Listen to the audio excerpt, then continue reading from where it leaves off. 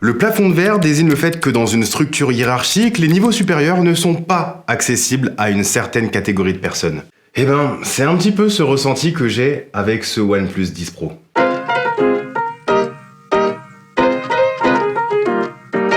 Dans la communauté tech mondiale, OnePlus est passé de la marque ultra hype qu'on avait hâte de retrouver chaque année à la marque qui laisse un petit arrière-goût amer. C'est avec amertume que je regarde le OnePlus d'avant qui est devenu une marque comme les autres, qui n'évolue plus, qui ne se démarque plus, une marque qui semble avoir atteint son plafond de verre.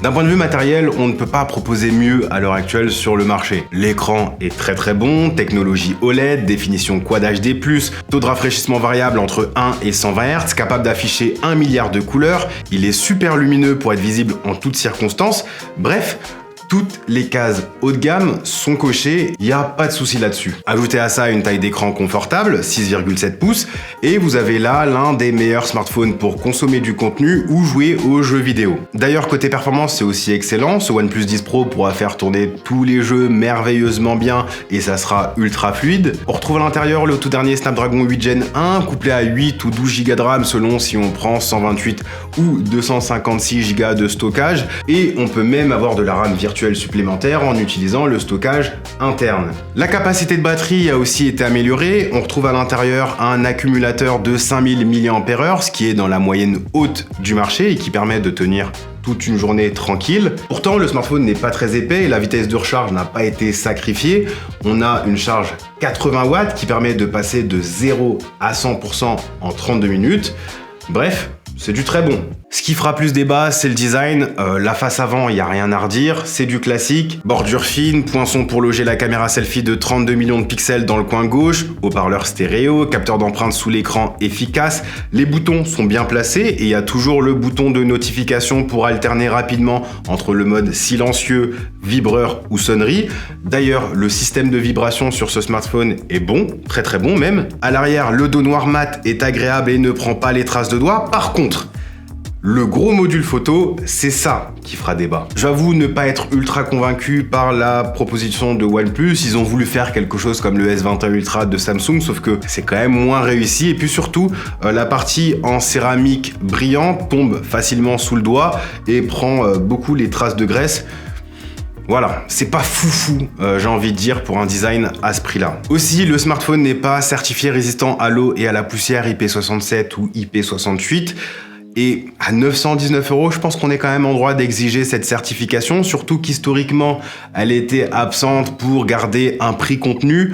919 et 999 €, là on n'est plus du tout dans des prix contenus, c'est juste pour faire de la marge OnePlus. On n'aime pas ça. Mais bon, ce qui différencie un bon smartphone d'un excellent smartphone, ce qui permet à une marque de passer au niveau suivant, c'est la maîtrise logicielle. Ah oui, un bon écran, ça s'achète, de la RAM, du stockage rapide, ça s'achète, un gros processeur, ça s'achète. Donc oui, on peut s'acheter le meilleur matériel du moment. Par contre, les ingénieurs, les algorithmes, le machine learning, le software en général, c'est ça qui va différencier les smartphones et c'est ça qui va offrir une bonne expérience. Et pour moi, tous les algorithmes, tout le software, tout le marketing fait autour du partenariat avec Hasselblad ne permettent pas à OnePlus de rivaliser avec des smartphones comme le Galaxy S22, l'iPhone 13 ou le Pixel 6 Pro au niveau de la photo et donc de passer à l'étage supérieur. OnePlus a atteint son plafond de verre. On a vraiment l'impression que c'est le même smartphone que l'an dernier avec les mêmes qualités et les mêmes défauts,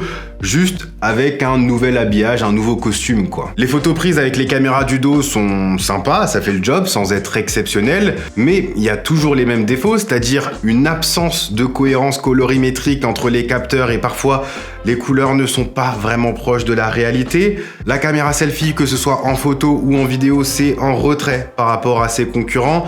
Des fois, le HDR fait vraiment n'importe quoi, comme sur cet exemple. Alors oui, sans éléments de comparaison, sans les mettre côte à côte à d'autres concurrents, on peut se dire que les photos prises avec ce OnePlus 10 Pro sont suffisantes, ce qui est vrai, vous serez satisfait des photos prises par ce OnePlus 10 Pro, mais c'est pas vraiment constant. Des fois, on aura des photos ultra contrastées, alors que des fois, on aura des photos plutôt neutre, des fois les tons de la peau seront pas du tout respectés, et malgré tout le marketing agressif fait autour de Hasselblad, je suis toujours pas convaincu par la proposition de OnePlus. Donc comme chaque année je vais me répéter, vous pourrez être satisfait des photos prises par ce OnePlus 10 Pro, mais à ce prix-là, c'est pas le meilleur. Pareil, l'interface logicielle, il y a peu d'évolution, ou en tout cas pas là où on l'attend. Parce que oui, c'est bien le moteur ColorOS, l'interface d'Oppo qui tourne sur ce OnePlus 10 Pro, sous un déguisement OxygenOS. Et pour le coup, c'est un petit peu dommage. Quand OnePlus a annoncé fusionner avec Oppo, il y avait quand même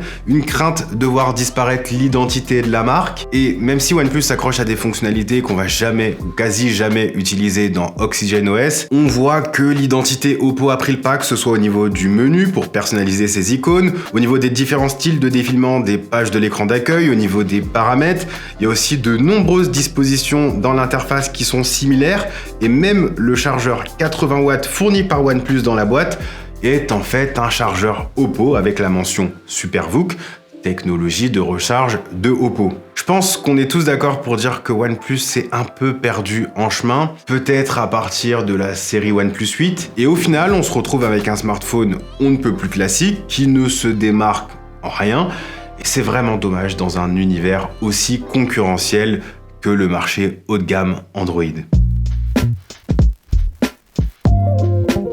Ne me faites pas dire ce que j'ai pas dit, globalement c'est un bon smartphone, même un très bon smartphone au niveau matériel. Il a de très grandes forces comme son écran, son excellent alert slider, sa vitesse de recharge et ses finitions. Mais tout ce qui faisait le charme, tout ce qui faisait l'âme de OnePlus a bel et bien disparu. Et c'est pas des pop-up stores ou des tirages au sort parmi les fans de la première heure qui sauveront la marque. Merci à tous d'avoir suivi cet édito, j'espère que cette vidéo vous aura plu. Si c'est le cas, faites-le moi savoir à travers les commentaires, les likes et les partages. N'hésitez pas à vous abonner pour ne pas rater mes prochaines vidéos. Quant à moi, je vous dis à la prochaine. Prenez soin de vous. Peace.